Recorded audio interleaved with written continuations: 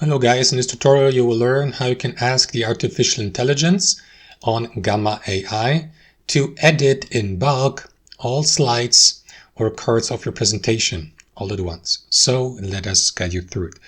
So in the first step, navigate to Gamma AI and log into your account and click into Gamma's here to the left to get a better overview of all of your created presentations, be it manually or by using the help of the artificial intelligence, their AI presentation builder tool, for example.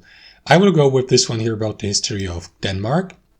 Next, you may, for example, browse through a list of slides here to the left, or simply browse through these slides here. Now, guys, you may communicate with the artificial intelligence here in the top right to access it by clicking into it or by using the shortcut Control-E to give it prompts. For example, not to create a presentation, you can do that, of course, as well from the homepage here based on your prompt, but also to edit an already existing presentation. For example, to add changes to it, edits, to enhance it, to rewrite texts, and so on and so forth. So to do that, click into the drop-down menu here to enter that, to access that text field, and here you may enter your prompt.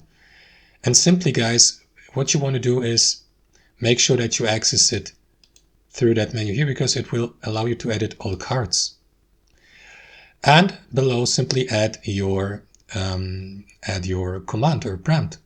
Like, for example, you may go with one of these suggestions, improve the writing or rewrite it or translate the presentation to, we go with translate, for example, and then select, let me go with French, or since it's about history of Denmark, let me go with Danish.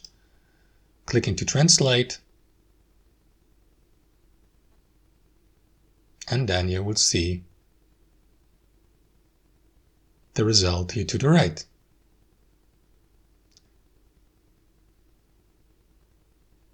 And there you go. You will see a preview here to the right and also the result here. There you go.